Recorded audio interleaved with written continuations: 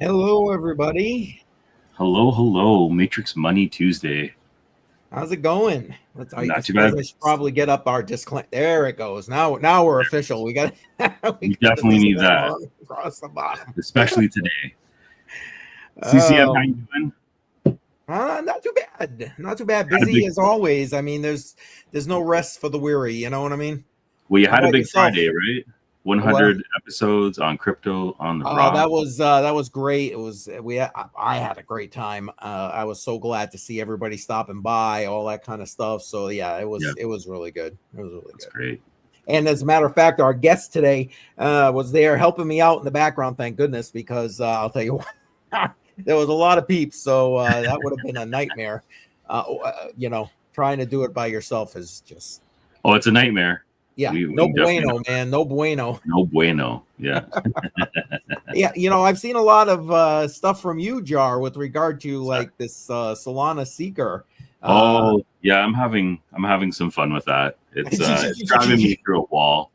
I feel like it's starting to get a little bit deceptive. That's really what it is. I've been trying to hold back, but I don't think there's any point to it because a lot of people, the sentiment, at least on X, seems to be roughly the same thing. A lot of people are pissed off, so there you go. might as well just say it, right? I agree. So what do you Yeah, think? Let's bring our guest up here and we he can do. chat with us. Let's bring him on. All right, here he is, the man, the Welcome, myth, the welcome. legend. Welcome. Appreciate you being here, BC. It's a pleasure to be here. Uh, I was quite happy that you had asked for me to come on because normally I'm in the chats, I'm like Yes. driving home Yes, from that's work, true. trying to like chat in there. But as always, it's a pleasure to join you on a show. And it's a little bit nice to talk about things on a more technical level than a drunk level, like what we do on Friday. What are you saying, BC? What's the problem? No alcohol today, is that? Ah. So, say can you give us a little bit of a background about maybe you, your channel, and what you're into? Yeah, so I'm in several spots here on YouTube. I've got 3 different channels that I'm on. I'm on Piper Academy every single morning. I do more of a macro show. We take a look at Bitcoin, a few stocks, stuff like that. Also go over some news.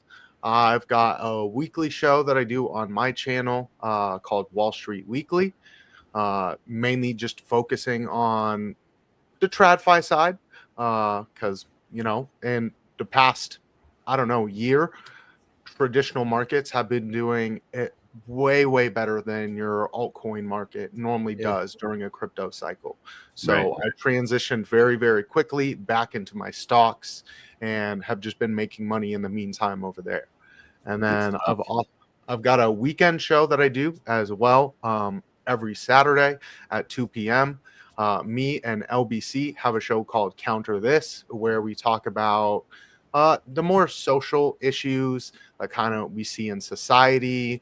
We might handle a few things that are like a little bit politically based, but mostly on the side of what can we as the citizens in our country do to kind of fix some of the issues that we see. So Mm-hmm. That conversation sounds endless. There's always and I believe we have all the links for your channel in the description for anyone that's interested in checking that out. Yes. Good stuff. Well, welcome. We're really happy to have you on. We have a few things to discuss today. Oh yeah, might have to put a little bit of a tinfoil hat on at the end. I don't mind. I don't mind it at all. I was gonna actually make one for today, but maybe the next time. I thought about it too. Since the thumbnail has me with a tinfoil hat on, and I just never got around to it. Hey, listen, I appreciate the fact that you made that special for us. I'm just saying. And it was CryptoJar's tinfoil hat theories that spawned this entire episode. So. I'm always looking in between the lines for a lot of things. So yeah, you'll catch me there quite often. I mean, sometimes you really have to. It's like you hear the news say one thing over here and one thing over here, and you can almost quite draw a line from this point to this point by like looking at what else is happening behind the scenes. Yeah, like one thing I think that's missing, at least often I'm noticing it missing more and more is critical thinking, and people questioning whatever they're reading. It doesn't matter what they're reading, but just questioning it, because everything's so headline driven, and they're just spitting out the exact same thing. Everyone is repeating the exact same lines, and they're all on the same page, but there's no critical thinking or looking at it from a different perspective. So it leads into the conspiracy theory conversation often. At least people will label it that way. But really, I just want to see the other side and see where it actually comes from. So that's where my curiosity comes from. Yeah. Well, it's a good thing to think critically, heaven forbid. You know what I mean? Heaven forbid, exactly. Heaven forbid. It's really sad that they label like thinking critically or questioning things as a conspiracy. Yep. When it's just like, hey, the story that you told me doesn't exactly sound like the full truth. And if you had just told me the full truth, I wouldn't be asking these questions right now. Yeah. It's very dismissive. That's the way I see it. So, and it's not helpful. CCM, I think the chat's getting lit up right now. I know, right? It's on fire right now. I appreciate that. We should probably go at least say hey to everybody, right? Yeah. Now, Lad's here, and before Lad even got here, before I got here, Mr. C had stopped in, and he dropped all the CCM emojis on my channel, so I appreciate that. Like, he just dropped them all in there. I can't bring them up right now for whatever reason. It won't let me. K Diggity is in the house. Appreciate you being here, K Diggity. Adam Simpson, appreciate you.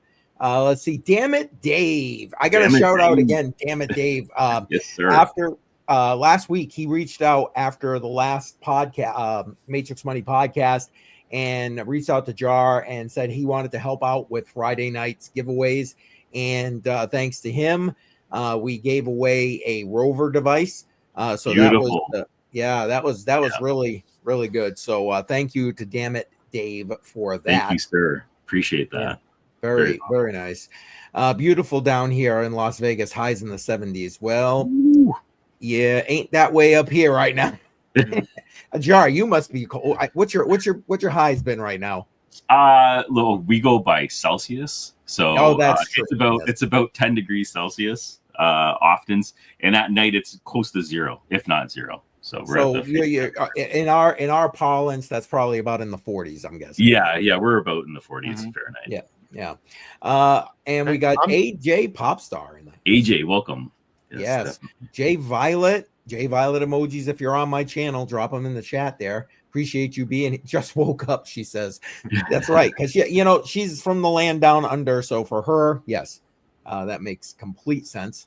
Let's see what else we got here. Anybody? I'm just making sure I didn't miss nobody. Oh, wait, Mark's in the house. Appreciate you being here. Thank you. I think that's it. Did I miss somebody? I don't think so. All right. If I did, I apologize. I'll just wait, here we go.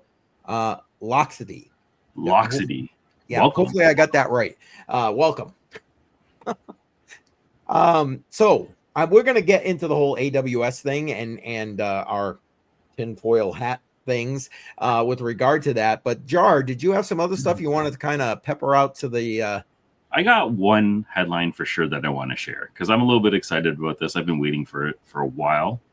Okay. And is this it? Yep. All right. So today is ETF day. So the Solana ETF, Litecoin ETF, Hedera went live. I believe it was Bitwise. Their Solana ETF opened up. Oh, it's over here. Over $223 million. So that's a strong signal. Really happy about this. I am a Solana fanboy. Part-time until I take my profit, then I'll be off that. But I'm happy that the ETF is out there, and hopefully this brings in some positive sentiment, and we can see this Solana price break 250, maybe get to 300 at some point. Hopefully by the end of the year, we'll see how it goes. What's your opinion on this? Because I think a lot of people have been waiting for this. There was a lot of talk about it at the beginning of the year. It's finally came to fruition.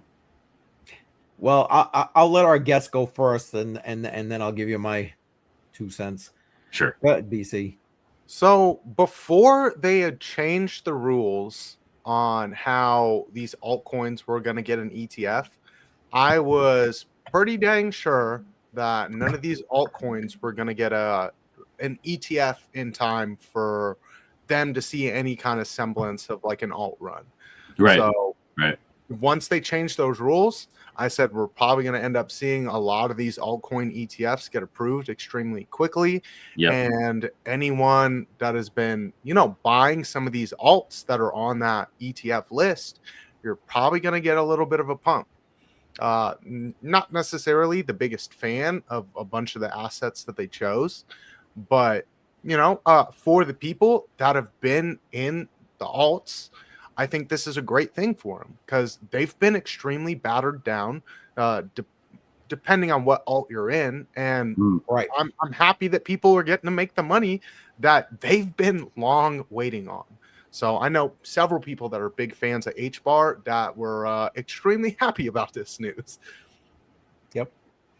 Yeah. So the submission to approval process, I believe it's shortened down to, I think it's 45 days now. It used to be something like 6 months or whatever it was. So that's quite a significant time period to drop it down. So that's a positive thing, especially if you're trying to gain on some sort of momentum in the market.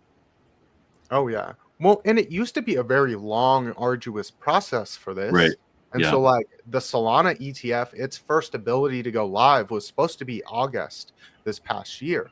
And of course, it's the SEC, and they're like, you guys are going to have to fix your paperwork and, resubmit your applications, which restarts the process all over again. So you now have another 6-month window.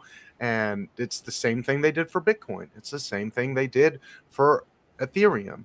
And it was going to be a long process. And that's why I had that feeling that like you might not see the alt season this year, because the whole driver of a lot of the money, that retail money that comes into crypto now, is through ETFs.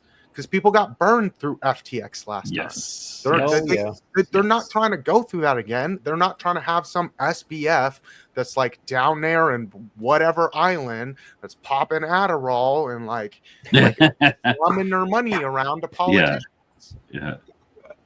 So you're pretty in tune with the market. Do you have a price prediction for all three by the end of the year? Like specifically Solana, because I'm more curious about that one, but where's your price prediction at for these three?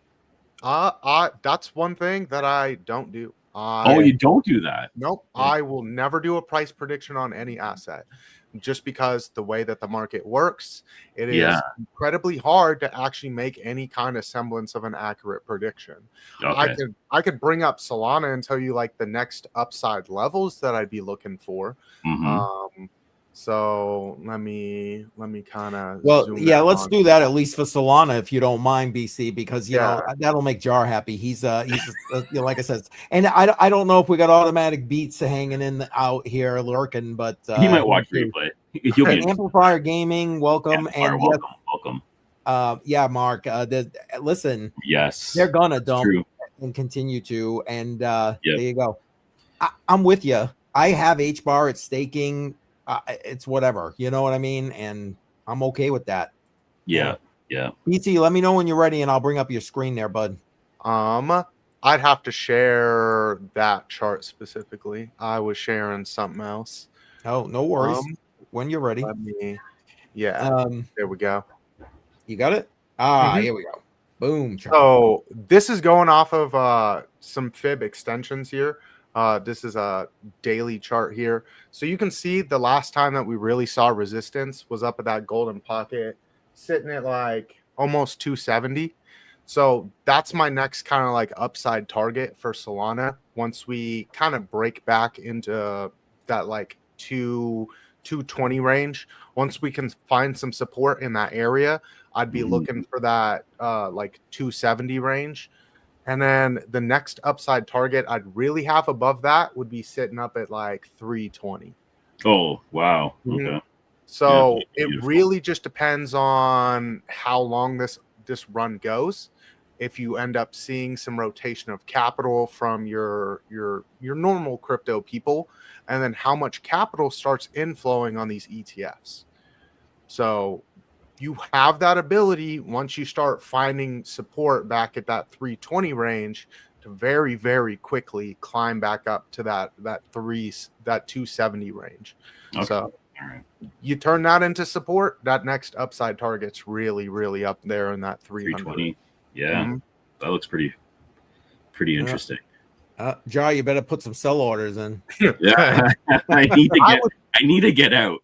I would Before the market. So I would Oh, front God. out a little bit. Yeah. Maybe shoot like the 300s instead. I was kind of see? hoping it at least. Here he makes is.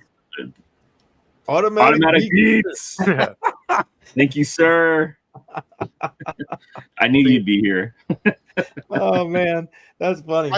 I have that thing I always say, you know, sold to zero, but like I made my money off Solana, so like I like to. I just don't like centralization in crypto, which is I the only understand that. reason that And I it's a really good hop on reason. some projects. Yeah, no, I totally agree with it. It's a really good reason. My reasons are very selfish. I need to just get my money out and hopefully not lose it. And that's what I'm looking forward to. Oh, no, I totally understand it. But like I said, I sold off all of my alts back in like March of 24, and then I never looked back at them. Okay. All right. Mm-hmm. Well, you use them for what they're meant to be used for, right? Make the money, rotate the capital. Yeah. Oh, yeah. Jar, was there anything else you want to go over before we start going down this AWS rabbit hole? No. But I think we can go right into that. And okay. That's all I had. So go ahead. Well, honestly, I think everybody that's probably sitting here in the chat kind of knows what happened. Last Monday, we had an AWS outage, which, okay, fine. That happens from time to time, right? But it to me, beyond the fact that it was just a pain in the keister, because whether you were trying to live stream, go on YouTube, whatever the case may be, you were being constantly interrupted and or blocked from being able to do all that kind of stuff. And it was literally like one node in Virginia, I believe it was. I have to go back. My notes are not in front of me at the moment, of course, because that would make sense. But anyway, to me, the biggest piece, because we talk a lot about crypto here, was the fact that many of the blockchains, L2s especially, and wallets, dApps, were down because of the AWS server. And I don't know if you guys saw the video that I put out today promoting this stream, but it was like, man, the juxtapose of it, man, if you went down because of the AWS outage, you are not decentralized. Facts, prove me wrong. But anyway, did you guys experience anything crypto related with regard to the AWS outage? For me, it was MetaMask. My MetaMask wasn't syncing, so I didn't even realize MetaMask was using AWS until you had actually told me that. So doing any transactions, just trying to sync my wallet, I noticed it crashing at least a dozen times. It did eventually sync by the end of the day, but I didn't look into it too much. And actually, I didn't put two and two together, literally until we had that conversation. I didn't realize that MetaMask was on AWS. So crypto related, that was one. And I run a ton of nodes. And often a shortcut to hosting a node is just to throw it up on AWS, or you host it on a VPS somewhere, right? So that's an easy shortcut. I do have a ton of them running behind me, especially when I'm experimenting and testing things out.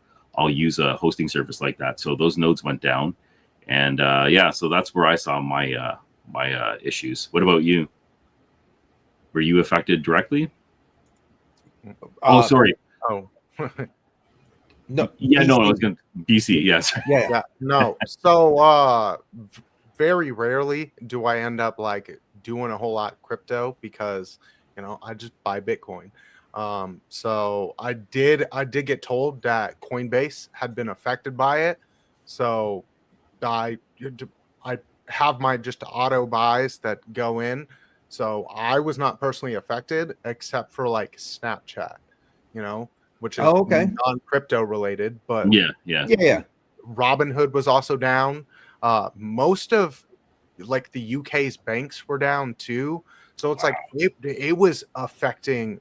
Oh yeah, I mean, Yeah. was it American Airlines and somebody else like flights just that was that, you know? Well, it's like nobody talks about it, but AWS handles 40% of the internet. Yes. Yeah, it's crazy. It's crazy how it was a side project too, and it ballooned into what it is, right? Like it's insane how dominant it is. Yeah, and obviously Amazon went down because my wife was complaining about it. I thought there was something my wrong. wife couldn't shop. I'm like, Oh, so that's how I started off my morning actually. So Yeah. like I have my like my Echo, and it's Mhm. my alarm clock, and then it has its little routine that it does when I like dismiss my alarm. It turns on my lights, and then it like tells me the price of Bitcoin and the price of Ethereum, and it'll read me a few news articles. So like an extra nerdy start to my day. Yeah, But yeah, like yeah. my alarm wouldn't dismiss at all.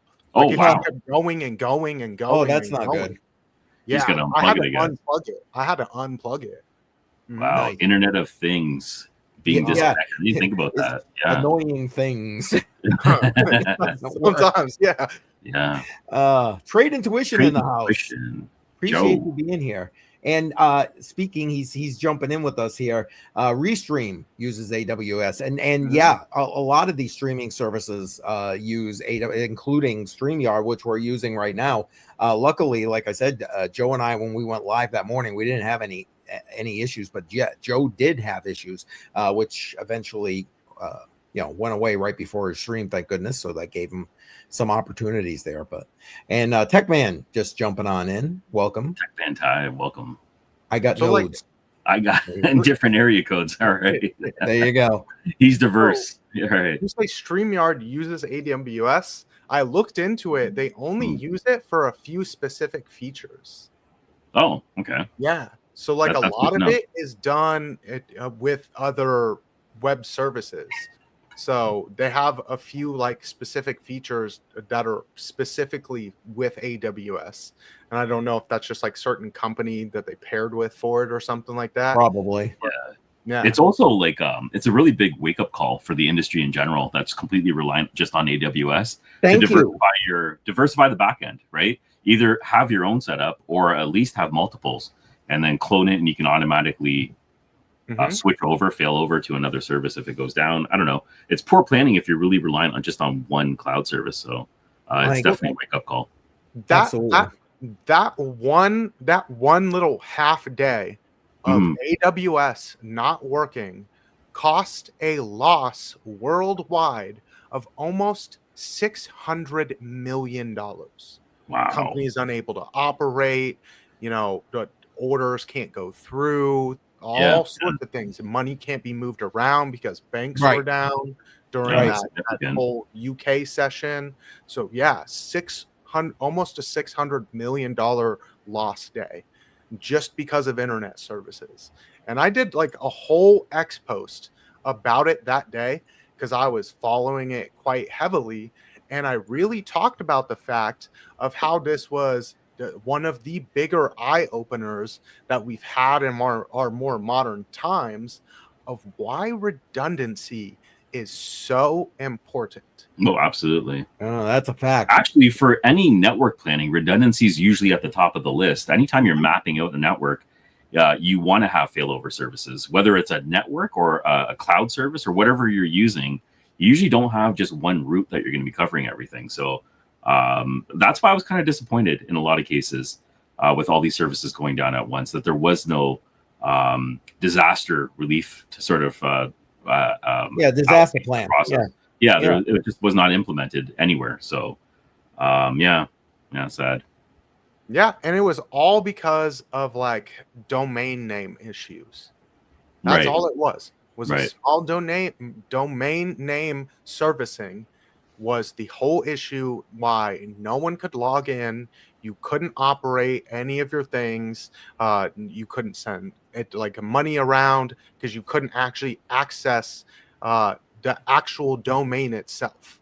The domain is there, but you're not able to do anything with the domain.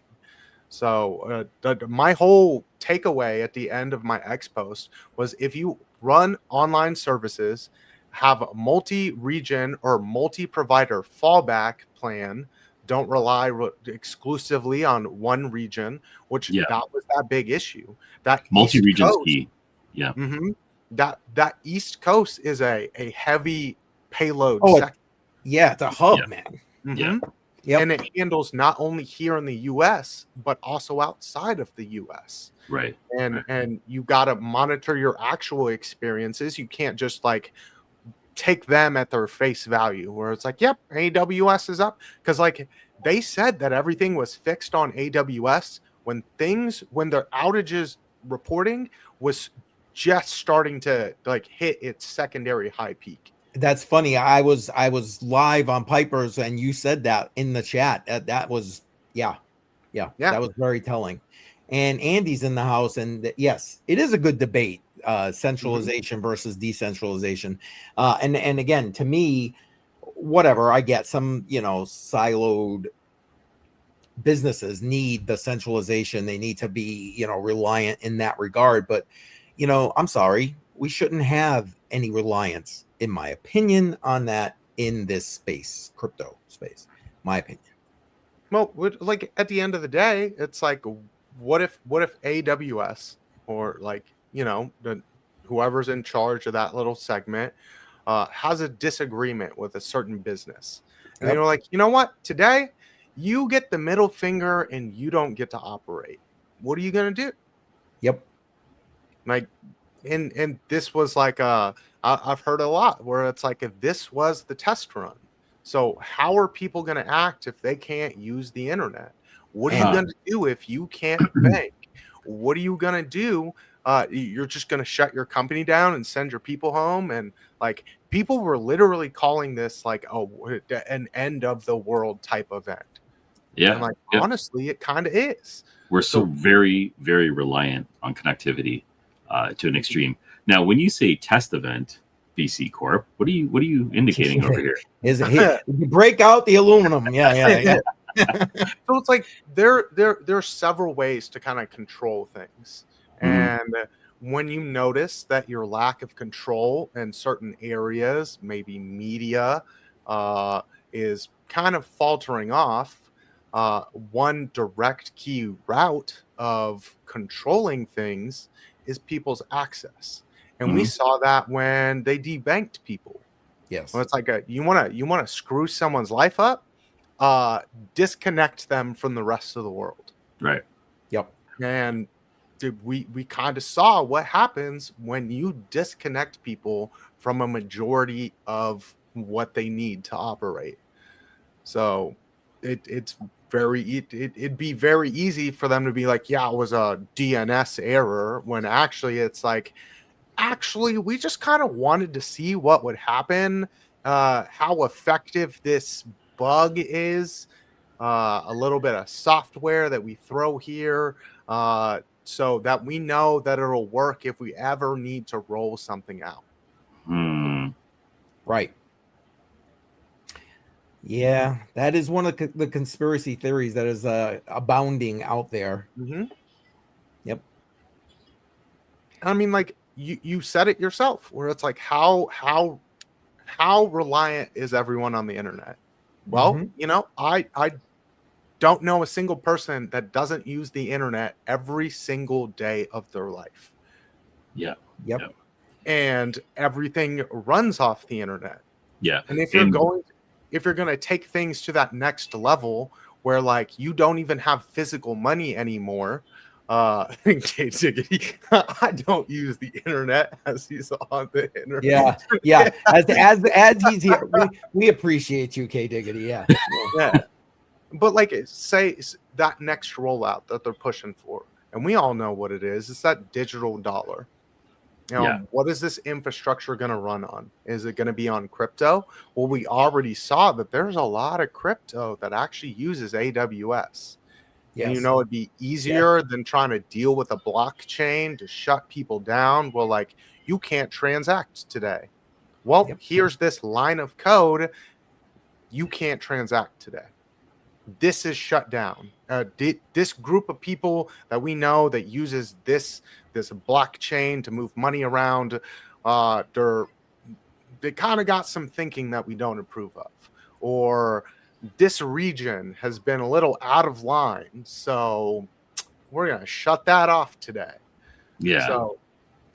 So yeah, I live in Canada, so we've already seen that during Mhm. the COVID era, what actually can happen, what the government Right. actually has control of. So that was a peak of what could possibly happen when you centralize everything and the government has complete access to all your resources, which can get very, very scary.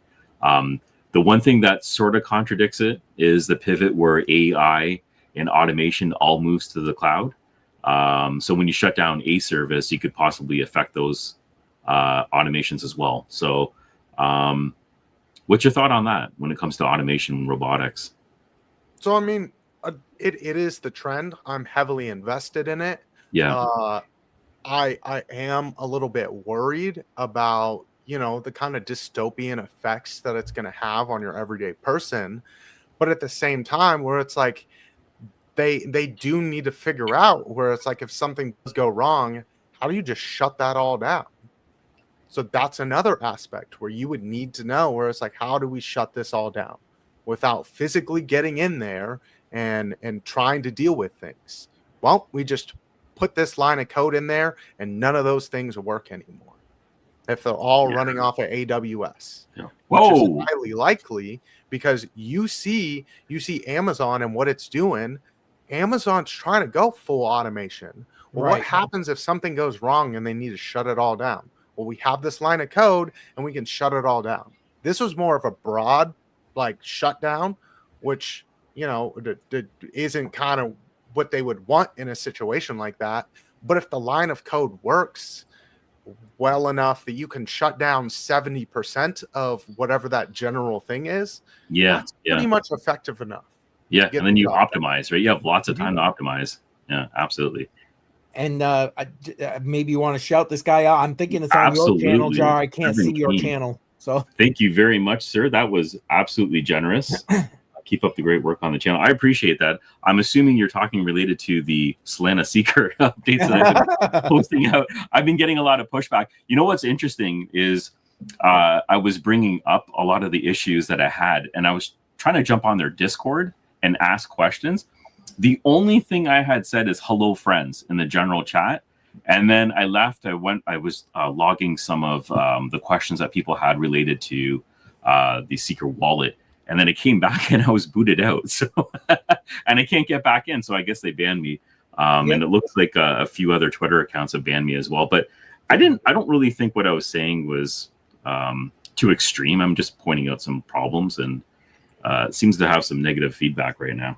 But I appreciate that. Thank you very much. Yeah, that's sad. It's like, you know what? You got an issue with your project. Address the issue, man.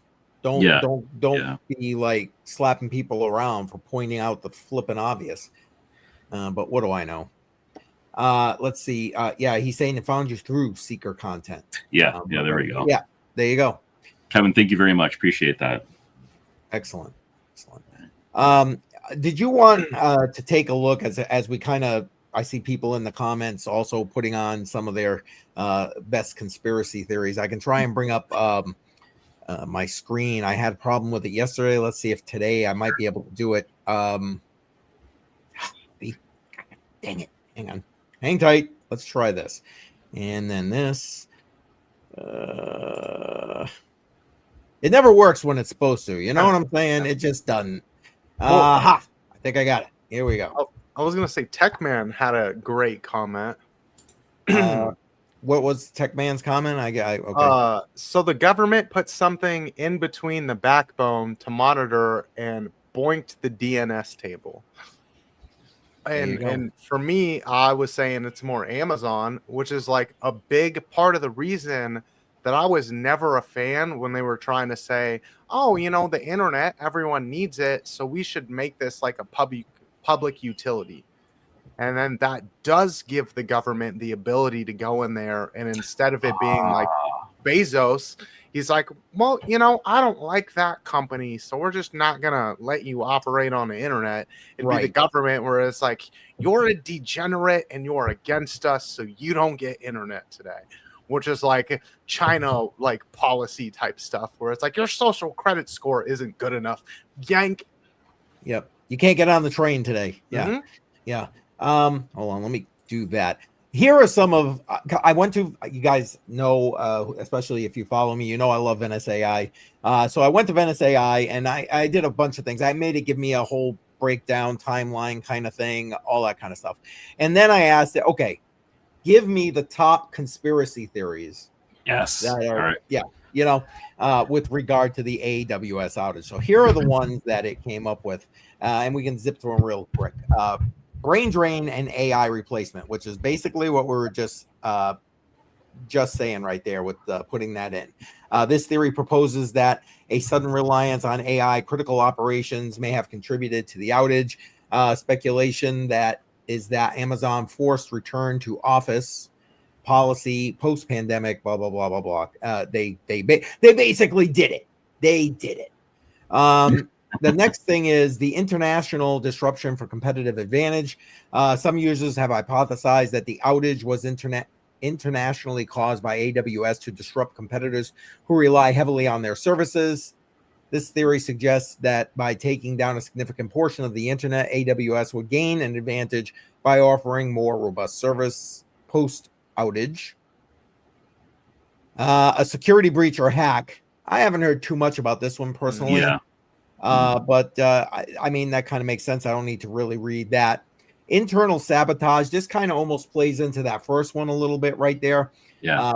You know, and is that possible? Sure. Honestly, I think that might have more plausibility than the previous one, which is a security breach or hack, my opinion.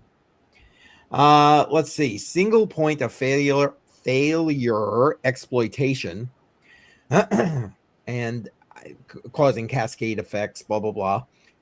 I don't know how I feel about that one. Natural or man-made? No, come on. Natural disaster or man-made, that one doesn't really fit into it doesn't even, right. So I'm guessing, you know. Well, they said cyber attack on I did see that. So, okay. But, I mean, I don't think so. But you would, on something like that, you would need like physical entry because of like their security feature. You would need like a direct plug-in to their facility to end up doing something like that because of the kind of security that they have. Yeah, because you keep hearing about China having an in with the U.S. power grid, right, and a possible attack in that method. But yeah, I'm wondering how they'd pull that off, and why would it just be AWS? Right. Yeah. Right. Although AWS, obviously critical infrastructure right there. Right. Economic manipulation. This theory proposes that by disrupting significant portions of the internet, AWS could influence markets, stock prices, geopolitical events, et cetera, and without reading through that whole thing, that's pretty much the juxtapose of the top ones it gave me. What do you guys think? Any of those really possible or plausible to what actually happened? For me, we kind of touched on the ones I was thinking of. BC, what about you? Did we see anything new? Or no, but I think some of those could easily be all tied in together to be one thing. Yeah, it's like economic manipulation, very, very plausible as a single entity that's trying to do its own test where it's like, what kind of effect can we have? And also cause that more where it's like, well, here's the solution to the problem that we just showed you, which is actually going to have that system built into it instead of it being like, oh, well, you know, here's this old antiquated system. Well, now the code's just built into it. So if we want to click you off and kind of like disrupt it all, it's very, very easy without having to disrupt everyone else.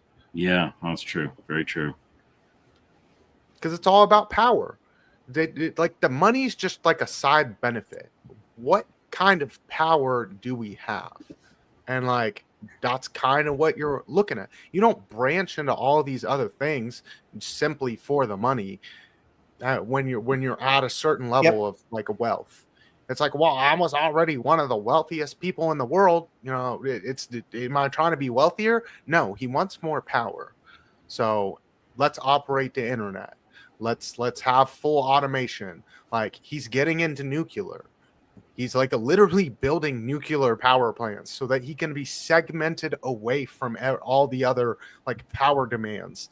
And he's not like he doesn't have that ability where like the government's like, well, or another company is like, well, you don't get your power needs today because your power's consumption is too high and we got to prioritize it to this. So like, it's all about power. Yeah. So let me ask this. Do you guys believe that there was some kind of intentionality to this event? Yes. That we're yet I to do. I do. Oh, you really do believe that, eh? Yes, I do. There you go. Don't often watch massive things like this happen without there being some sort of intentionality behind it. You're going to tell me that like it was like literally almost 80% of the server capacity on the Northeast, which operates at most of the United States, went down because of all of them went down because of DNS. Right. And it wasn't like there wasn't some sort of manufactured intent out of this. Yeah. You didn't see the stock market really get hit that much out of it or anything like that. But like, watch what happens as time goes on of what's coming out of AWS. Yep. Exactly. And like Kevin said, basically follow the money, man. Follow the money. So like you were saying earlier, man, the tried process, always follow the money. You find out who benefited. Yeah. I like trade intuition right here. Conspiracy theory equals Trump wanted to buy stock in AWS.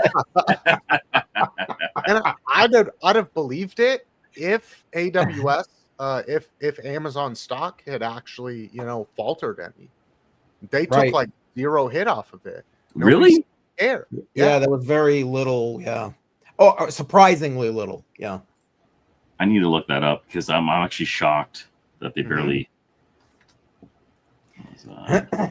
And Kevin saying, but these big tech companies have teams working nonstop, attack, hack, crash. Exactly.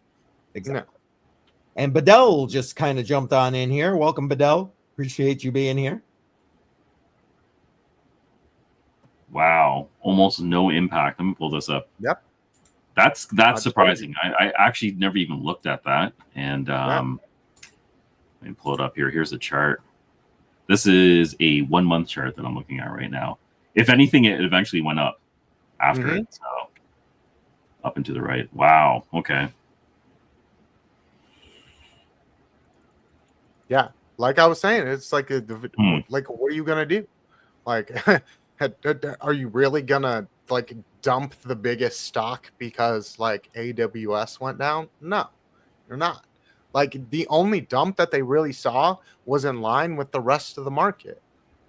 And they weren't like, they might have had a little bit of a sell-off, but it wasn't anything crazy. No, it definitely wasn't. Nothing significant anyways. Yeah.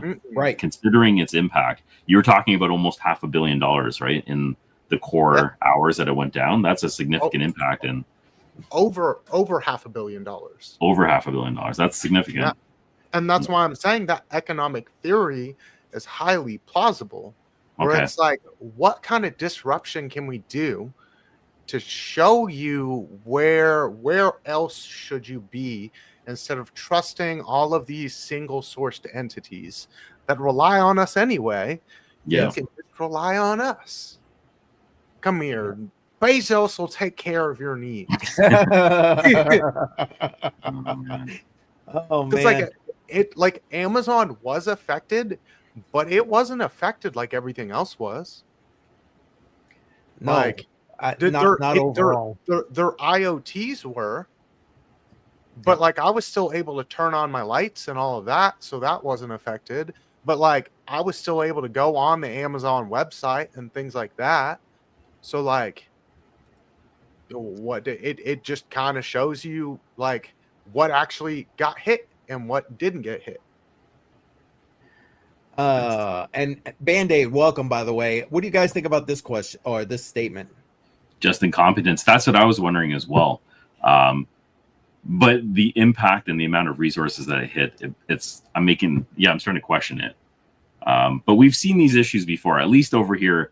We've seen this happen with the telecom industry, where a fiber line gets cut and half the country goes down. Like that happened last year, I believe. And it's a major fiber line that fed Ontario and Quebec, and all major telecom services went completely dark. And that was a failure. And now they're trying to build in redundancy, but things like that do happen. I think it was an accident too. Yeah. So, And Wick's wife in the house. I like that. There you go. I've arrived. You can start from the beginning now. Yeah. Rewind. It's just kind of hard to think that a company that operates at the efficiency of Amazon, and you've never really seen any problems from them in any kind of semblance like this, to have incompetence, where you have the best minds in the world behind the building of these things, the redundancies that they've built in. You don't think that they have triple redundancies on these cloud servers? Yeah, you're building a really good case, because Amazon, if anything, is probably one of the most efficient companies out there.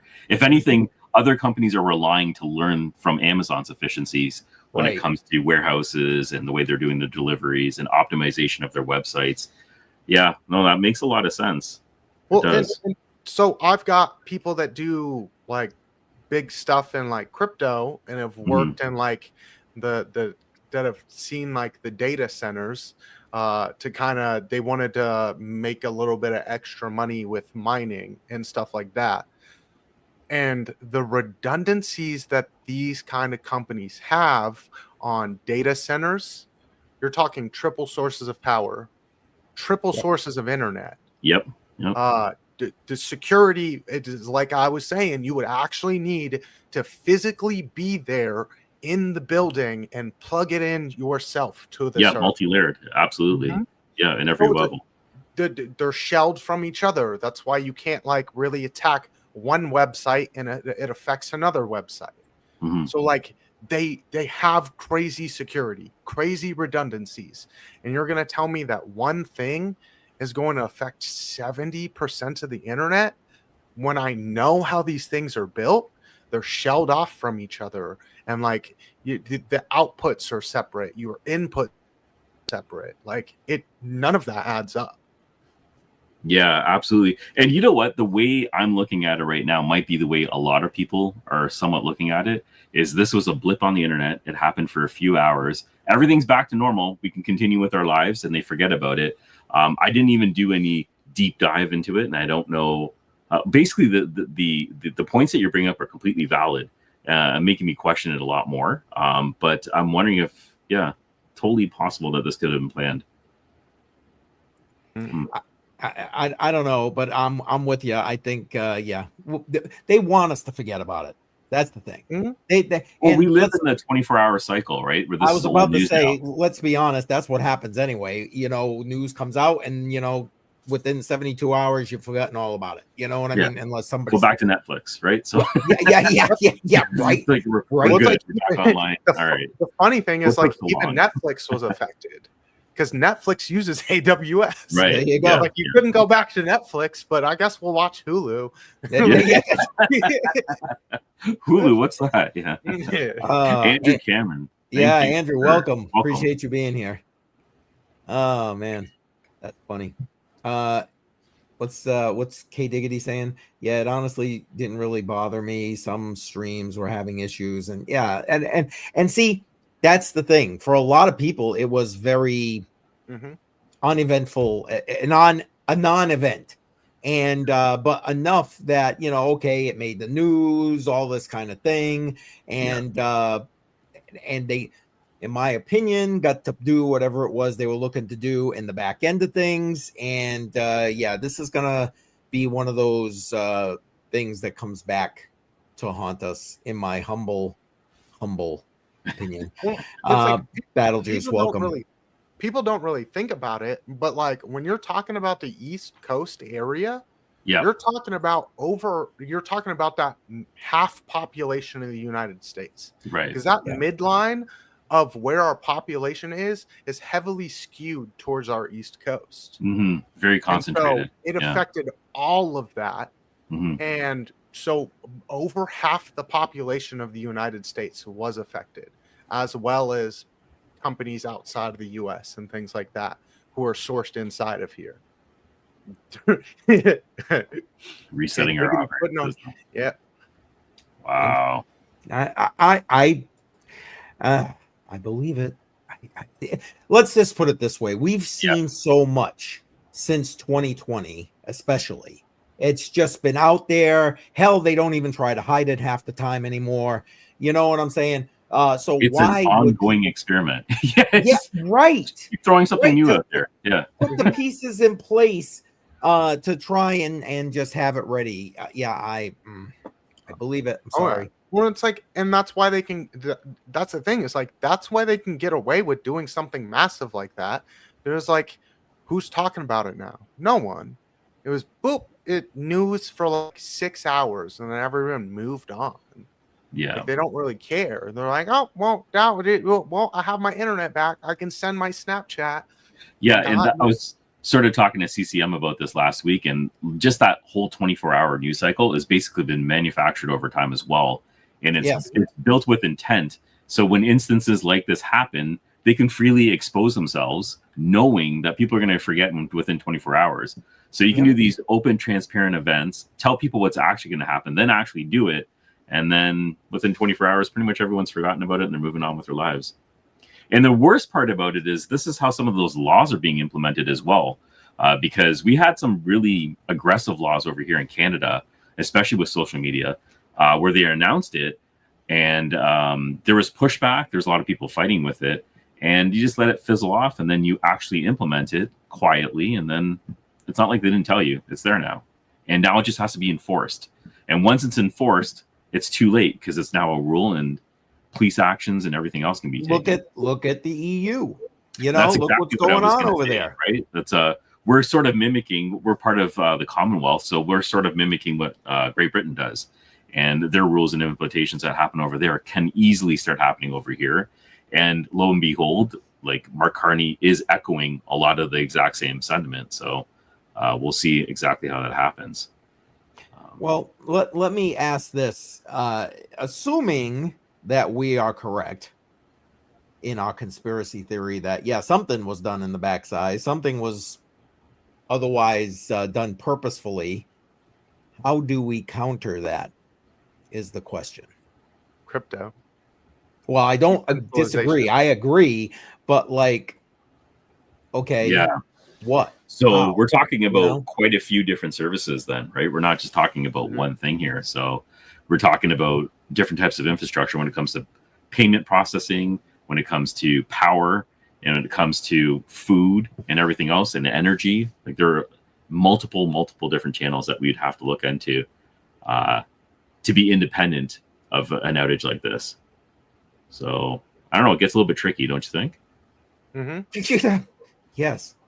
Well, it's like we've already got some services in crypto that would be more than ready to step up and take some of that burden, you know? Yeah. Where there's one that AWS talks about all the time that they've got a phone service.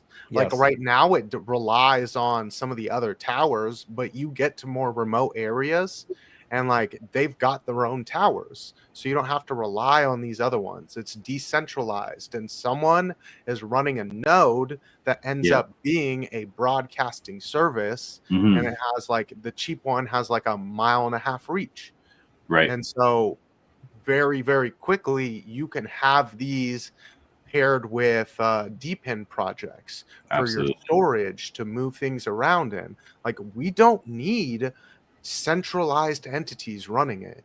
We just have to get people to that point where it's like, you know what? Screw AWS.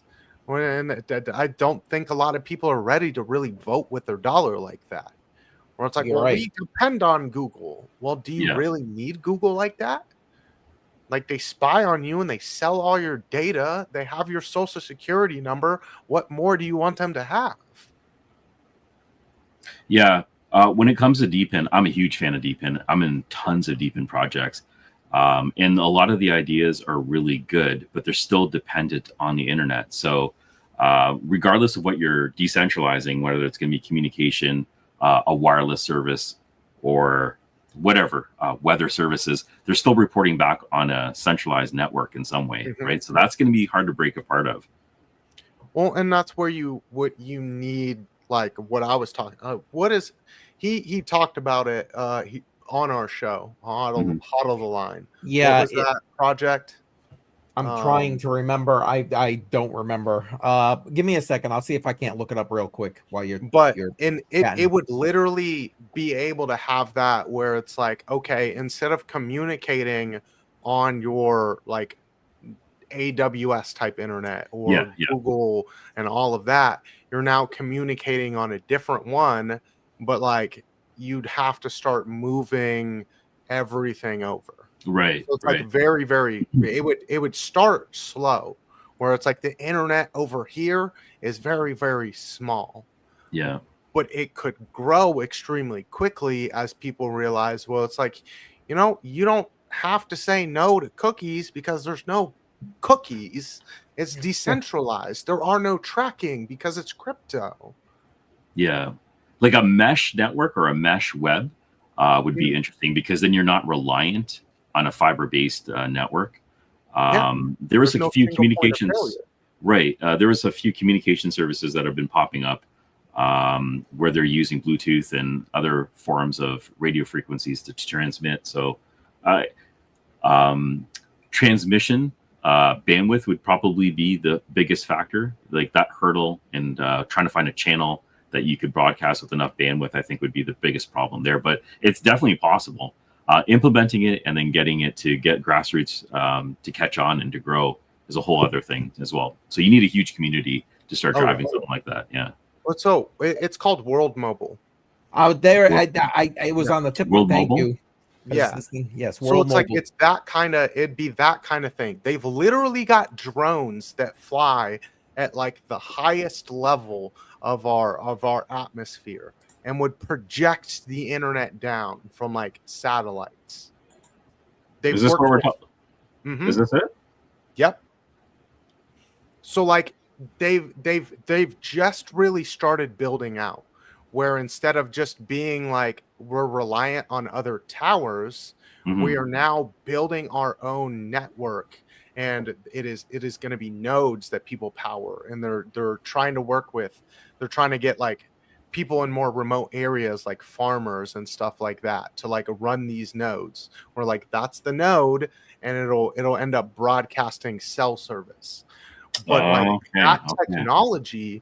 technology could very, very easily be modified to do a different kind of signal. Whereas like all you really need is that kind of base right there, do the same thing. You build up the same kind of mesh network that the phone towers do. And like we won't need that. You don't have a single point of failure. You can spread things out to all sorts of DeepIn projects. Yeah, I remember hearing about this. I haven't actually looked into it. Yeah. I follow tech in the crypto space. I just don't invest in it. Got it. Well, and it was something that wasn't even available for like U.S. residents. I don't know about Canadian residents when it first came out. Anyway, you had to be what do they call it? Accredited investor to even be. But it is now running live. Yeah, and now you can Americans can get access to it. So. Yeah, so like that's their cheapest node there. Yeah, $60. That's not bad.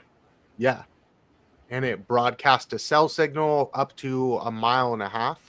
Is what this broadcasts a cell signal? Yeah. So and then they have the bigger ones where like that Titan there, I think it had like a 10-mile range or something. It's extremely powerful and things like that. So. Yeah, $100,000. Yeah. Wow. Okay, I'm gonna look into this. I didn't. It's been a while since I looked into World Mobile. Nice. All right. I just found the actual episode. I'm going to put the link that the episode that BC was referring to. That was Hot of the Line episode with Ada Ace, who kind of laid it all out. I'm putting it into the live chat now, so you guys all can go back and visit that if you want. Awesome. Wow. I was just taking a look at this. We do a list of your deep in projects. Yes. So I've been compiling a list and updating my website. I'm going to actually probably, a lot of them are offline. They're behind me right now. So I need to start bringing these back on. And one of the projects that I was heavily involved in was called Fried Networks. And that one went down pretty badly. But I'm going to be doing a live AMA tomorrow at 6 o'clock with the founder of the project, because they're trying to bring the project back. They have monetization figured out. They actually have someone that's going to be buying the data right now. So that's something that's very interesting. And I'll be jumping into deep in projects again and delivering some more content. So you can look forward to that. And that's actually something I'm working on right now. We might be BFF soon. There you go. Yeah. Nerds unite, you know? Nerds unite. There you go. Nerds of the world unite. Oh, man. Well, is there anything else you guys wanted to put out about this whole AWS thing before we start wrapping this up? We're over an hour already. Oh, wow. Okay. Yeah, I know. It's been a good conversation. I know. I've been thinking quite a bit because I didn't put too much thought into it. And like we started this conversation off about critical thinking, and that's really what it comes down to. It's about just taking the event and just looking at it through different lenses, which I'm now doing that with this because it's intriguing. And it does seem like there's a lot more behind it. Yep. Mm-hmm. Yep. Yeah, I mean, it took me a little bit because it's like I had to see a meme come out first. And then I was like, wait a second. Because I actually understand a lot of this technology and I know how these data centers are built. And like 2 + 2 = 4. And it's not what this number that they're giving me is. Right. So, Yeah. Challenging it. Okay. oh, yeah. Yeah. Yeah. I mean, that's the scientific method, right? Isn't it? I mean, I don't know. Oh, yeah. Just don't tell me to follow the science. Yeah. That's, Right. How about CCM? What do you got going on this week? I nothing. I'm taking the rest of the week off. Oh, break time. All right. Yeah, don't I wish? Okay, so let's see. Tomorrow, Joe and I, speaking of Joe, thank you for the kind words. Much appreciated. We'll be live 11 a.m. tomorrow Eastern time for a midweek check-in on the market. So that is awesome. Let's see. Thursday night, channel members only live stream. We're going to be talking about crypto inheritance. Get the link off of the community tab on YouTube and come on and join in. If you are watching this stream right now and will be watching that stream on Patreon, if you're a channel member, it'll pop right in. Same for Odyssey. And let's see, Friday night, Crypto on the Rocks, 7 p.m. Eastern time. You know the drill. And I've got a bunch of videos dropping in between there as well. Good stuff. What about you guys? BC, how about you? Well, this weekend I'll be doing a episode of building off of last week's episode on Counter This. We did a episode on building personal connections. And this week's will be with the Billy Goat Tales team, and we'll be talking about community building so that the week afterwards we can do the next step after you've built like a community. What do you do with the community? So how do you make change and things like that in the world around you? Other than that, I will be having my normal live streams every single morning on Piper Academy, Good Morning Crypto. I go live at 6:45 Eastern time, bright and early. Yeah, we get that pre-market going. And prime it. Oh yeah. Well, I trade London, and I'm over here in America. So okay. I'm waking up early. So. Wow. Okay. Oh yeah. Basically overnight, the way I see it. That's bright and early. And for me, I'm going to be talking about. I got my AMA tomorrow, which is going to be with Fry Networks. Oh, I laid off Fry Networks for a while, just because look at the chart; it was plummeting. They hold data in a whole bunch of different spectrums, but they weren't selling it, so it's not really worth anything. A lot of my miners went offline when I moved. I didn't bring them back online, and I'm slowly starting to bring miners on. That makes sense. So this is a lot of people that are frustrated with Fry Networks definitely come on and vent. Because he's here to answer the hard questions. And I'm going to be pushing him a bit too, because I really want to know what the plans are going forward. And with the version 2 of the Fry token, it was segmented so much, it didn't really make sense. So I really want to understand what the utility is behind that. And if there's any way to reverse it, because I think he went too extreme. So I'm looking for some answers. And we'll see where it goes. We'll see where that conversation goes. I think it's going to be a good one.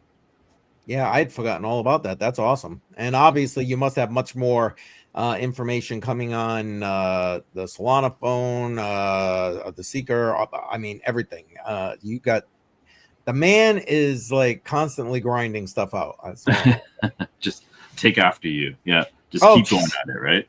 Just keep going at it. I try. I do want to add one other thing, and thank you, BC, because I know you weren't trying, but you did remind me. Tonight, 8 p.m. So in about Billy 50 minutes, not quite an hour. Billy Goat Tales gonna be. Whoops! I hit the wrong damn button. Billy Goat Tales X Space 8 p.m. Eastern time. I just put the link in all the chats. Please go ahead and show them a little bit of support. It usually lasts about 2 hours, and you can listen in there. And it's great because this plays in very much, in my opinion, or should play in very much to what BC's got going on Saturday on his Counter This channel. So again, I just put that link into the description. Please go ahead and check that out. And that's Excellent. It. That's what I got, man. Matrix Money Tuesday. BC PortCorp, thank you very much for joining us. Yes. Great discussion. Really appreciate your time. I'm glad you invited me on. I hope to see you guys on another episode. We'll definitely have you on. I think we can give them an open invitation. I'm just guessing. The next outage. The next. I will be there. Oh my God. All right. Have a good night, everybody.